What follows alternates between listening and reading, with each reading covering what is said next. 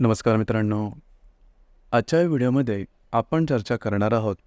प्रेमामध्ये किंवा रिलेशनशिपमध्ये दोन व्यक्ती आहेत, पैकी एकाची मिथुन रास आहे आणि दुसऱ्याची मकर रास आहे.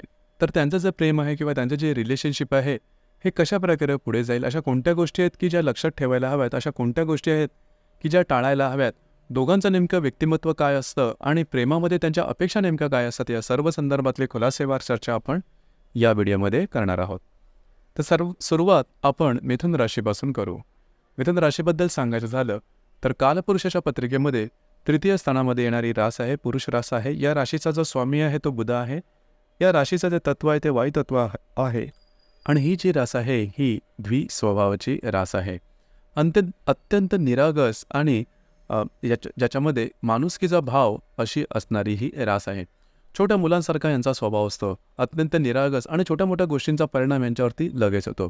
छोट्या मोठ्या गोष्टींनी ते आनंदित होतात, दुःखी होतात. दिवसामध्ये 3 ते 4 वेळा तरी त्यांचे मूड स्विंग होत असतात. दुःखी झाले तरी त्यांना आनंदी करण्यासाठी फार मोठ्या किंवा महागड्या वस्तूंची आवश्यकता नसते. अगदी छोट्या मोठ्या गोष्टींनी सुद्धा ते सहज आनंदित होतात आणि अगदी लहान मुलाप्रमाणे त्यांचा जो मूड आहे तो चेंज होतो. राहणीमानाबद्दल सांगायचं झालं तर त्यांचं राहणीमान नेमकं नसतं. म्हणजे एका प्रकारची फॅशन किंवा राहणीमान त्यांच्यामध्ये दिसून येत नाही. ट्रेंडिंग फॅशन त्यांना आवडतं.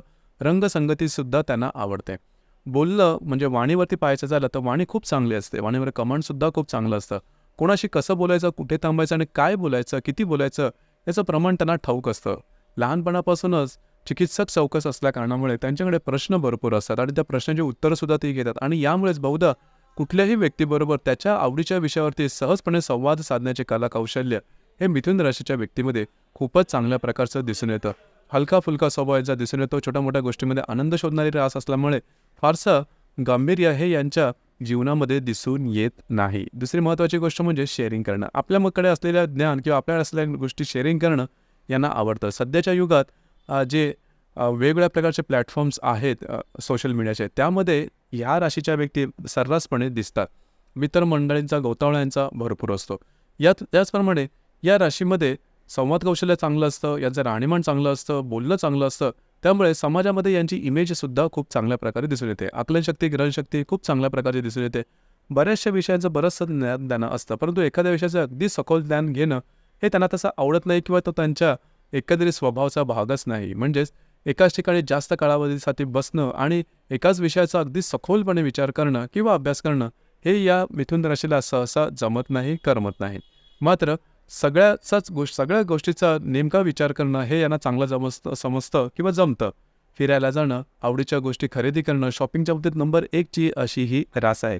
फिरायला गेली तरी एकटी फिरायला जाणार नाही, बरोबर कोणाला तरी घेऊन जाईल. मुळात एकटं राहणं हे मिथुन राशीला तसं आवडत नाही. एक गोष्ट इथे सांगावीशी वाटते ती म्हणजे की ज्या गोष्टीवर त्यांनी कामसुद्धा करणं गरजेचं आहे, डिसिजन पॉवर किंवा निर्णय क्षमता. एखाद्या गोष्टीवरती निर्णय घ्यायचा असेल तर निर्णय घ्यायचा की नाही या द्विधा अवस्थेत बऱ्याच वेळा दिसतात आणि बऱ्याच वेळेस निर्णय न घेण्याची वृत्ती यांच्यामध्ये दिसून येतं. त्याकडे थोडंसं लक्ष देणं गरजेचं राहतं, कारण कमिटमेंट किंवा एखाद्या गोष्टीची एक गोष्टीबद्दल प्रॉमिस करणं हे खूप महत्त्वाचं असतं. ते जर का तुम्ही केलं तर आपोआपच तुमच्यामध्ये डिसिप्लिन येतं आणि इथेच थोडीशी ही रास कमी पडू शकते. म्हणजे डिसिप्लिनपणा हा या राशीमध्ये कमी असतो. करू, बघू अशा प्रकारचे शब्द यांच्याकडे भरपूर असतात. तर ही गोष्ट थोडीशी किंवा या गोष्टींवरती, या गुणांवरती काम करणं गरजेचं राहील. याचप्रमाणे ही जी राशी आहे ही मनमुराद आनंद घेणारी आहे. नृत्य, नाट्यकला, चित्रपट, संगीत किंवा हॉटेलिंग करणं हे या राशीला आवडतं. थोडासा डिसिप्लिनपणा जर का या राशीने स्वतःमध्ये आणला तर अर्थातच ही रास अतिशय उत्तम होईल. दुसरी महत्त्वाची गोष्ट म्हणजे जास्त अंगमेहनत हे या राशीला जमत नाही. जास्त अंगमेहनत झाली की लवकर दमून जातात, मलूल होतात. तर या संदर्भात थोडीशी काळजी घेणं गरजेचं राहील. थोडंसं फिजिकल स्ट्रेंथ ठेवणं गरजेचं राहील. डोकं दुखणं किंवा स्किन ॲलर्जीच्या संदर्भातले त्रास या राशींना जास्त करून दिसून येतात. यानंतर आपण चर्चा करू मकर राशीबद्दल. मकर राशीबद्दल सांगायचं झालं तर कालपुरुषाच्या पत्रिकेमध्ये 10व्या सणात येणारी रास आहे, स्त्री रास आहे. राशीचा जो स्वामी आहे तो शनी आहे. राशीचं जे तत्व आहे ते पृथ्वी तत्व आहे आणि चरस स्वरूपाची रास आहे. अतिशय मॅच्युअर्ड अशा प्रकारची ही रास आहे. अगदी लहान वयापासूनच बऱ्याचसे अनुभव जीवनाबद्दलचे घेतले गेल्यामुळे आपोआपच ही जी रास आहे ही मॅच्युरिटीकडे झुकणारी रास आहे. म्हणजे यांच्या वयाच्या इतर लोकांच्या संबंधाने जर का विचार केला तर यांची मॅच्युरिटी किंवा विचारांची खोली ही खूप जास्त जाणवते आणि दुनियादारी यांना मात्र चांगली समजते. लहानपणापासूनच बरेचसे अनुभव घेतल्या गेल्यामुळे पैशाचं महत्त्व हे जीवनात काय आहे हे या राशीला अगदी उत्तम प्रकारे समजतं. त्याच्यामुळे व्यवहार हा या राशीला अतिशय चांगल्या प्रकारे समजलेला असतो. आणि म्हणूनच की काय, मकर राशीच्या ज्या व्यक्ती असतात त्या आपल्या कामधंद्याला बरंचसं महत्त्व देतात आणि ते तेवढ्या डेडिकेटेडसुद्धा असतात. त्यांचं जे काय कार्यक्षेत्र असेल त्या संदर्भातलं त्यांचं जे समर्पण असतं ते उत्तम असतं. इतर कुठल्याही राशीमध्ये तेवढं दिसणार नाही. अर्थात त्याचा बोबाटा मात्र ती या राशी करत नाही. शांतपणे आपलं त्यांचं एक काम असेल, कितीही किचकट काम असेल आणि कितीही गंभीर काम असेल तरीसुद्धा या राशीच्या ज्या व्यक्ती आहेत त्या अगदी ते काम व्यवस्थित सहजपणे आणि उत्तम प्रकारे साधतात. या राशीच्या जीवनाबद्दलच्या फार काही मोठ्या संकल्पना किंवा अपेक्षा नसतात, परंतु ही जी रास आहे या संकल्पना किंवा अपेक्षा त्यांच्या आयुष्याच्या उतारवयात मात्र पूर्णपणे खंबीर अशा प्रकारची ही रास झालेली असते. आर्थिक संदर्भात हळूहळू पायरीने पुढे जाणारी ही रास आहे. तशी पाहिलं तर डिसिप्लिनसुद्धा आहे. कुठलीही निर्णय घेताना अगदी सखोलपणे नीटपणे विचार करणं आणि एखादी गोष्ट आपल्याला जमत असेल, झेपत असेल तरच ती करणं हा या राशीचा खाके आहे. ही जी राशी थोडीशी मितभाषी आहे, जास्त बोलणार नाही, महत्त्वाचं तेवढंच बोलेल, पण जे काय बोलेल त्याच्यामध्ये मर्म मात्र नक्की असेल किंवा विचार करून बोलणारी ही रास आहे. या राशीच्याबद्दल थोडीशी एक निगेटिव्ह गोष्ट असते, अर्थात ती चुकीची आहे. ती म्हणजे मकर राशीच्या ज्या व्यक्ती आहेत त्या थोड्याशा यांच्यामध्ये भावना नसतात. खरं तर भावना असतात, परंतु कुठल्या भावनेला किती महत्त्व द्यावं हे त्यांना चांगलं ठाऊक असतं आणि त्यामुळेच मकर राशीच्या ज्या व्यक्ती असतात त्यांच्याबद्दल थोडासा वेगळा भाव असतो. तसं पाहिलं तर मकर राशीची व्यक्ती आहे ही बरीचशी मॅच्युरिटी यांच्यामध्ये दिसून येते. जर का तुम्ही यांना कुठल्याही गोष्टीवरचा निर्णय देण्यास सांगितला तर ते लगेचच्या लगेच निर्णय देणार नाही, थोडा वेळ घेतील, विचार करतील. तर ही रास त्यामध्ये खूप चांगली आहे. कष्ट घेणारी आहे, कष्ट उपसणारी ही रास आहे. यांचे गोल ओरिएंटेशन फार मोठे नसतात, परंतु कंटिन्युअस मेहनत करण्याची तयारी या राशीमध्ये अतिशय उत्तम प्रकारे दिसून येते. खास करून या राशीमध्ये जे श्रवण नक्षत्र आहे ते थोडंसं विशेष आहे.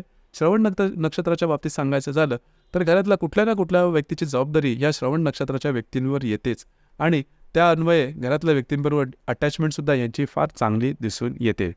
जसं आपण चर्चा करतोय की रिलेशनशिपमध्ये किंवा प्रेमामध्ये मिथुन आणि मकर राशी असतील. लक्षात घ्या, या दोन्ही राशीचे जे स्वभाव गुणधर्म आपण पाहिले ते बरेचसे निराळे आहेत. कालपुरुषाच्या पत्रिकेमध्ये सुद्धा परस्पर 6 किंवा 8व्या स्थानात येणारी रास आहे, ज्याला आपण षडाष्टक म्हणतो. अर्थातच या राशींचे जे षडाष्टक आहे ते मृत्यू षडाष्टक अजिबात नाही, कारण मिथुन राशीचा स्वामी बुध आणि मकर राशीचा स्वामी शनी हे परस्पर मित्रग्रह आहे. त्याच्यामुळे यांच्यामध्ये प्रीती षडाष्टक आहे. तरीसुद्धा त्यांच्या स्वभावाच्या बाबतीमध्ये बरेचसे गुणधर्म हे वेगळे दिसून येतात, परंतु या दोन्ही ज्या राशी आहेत त्या ॲडजस्ट करणाऱ्या आहेत. ही गोष्ट अत्यंत महत्त्वाची आहे.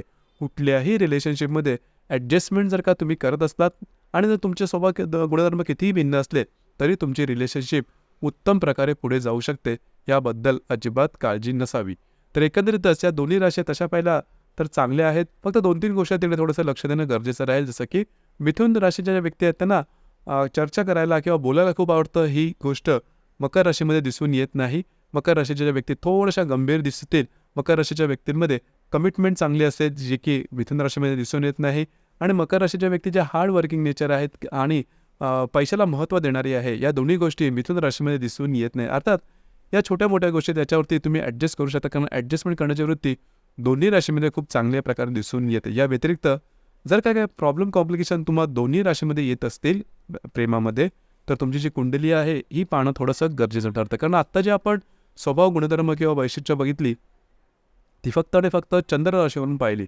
प्रत्येक कुंडलीमध्ये चंद्रा व्यतिरिक्त सुद्धा बाकी 11 ग्रह असतात आणि ते आपापल्या कुंडलीवर परिणाम करतच असतात. हे परिणाम कोणते आहेत, कशा प्रकारचे आहेत, आपली कुंडली पाहून त्याद्वारे जास्त विशद करता येऊ शकेल. तर मित्रांनो, हे होतं प्रेमामध्ये किंवा रिलेशनशिपमध्ये मिथुन आणि मकर राशी असेल तर त्याचं प्रेम किंवा रिलेशनशिप कशा प्रकारे पुढे जाईल या संदर्भातली चर्चा. आपल्याला व्हिडिओ कसा वाटला, आपण त्याचा अनुभव कशा प्रकारे घेतला, नक्की कळवा. धन्यवाद.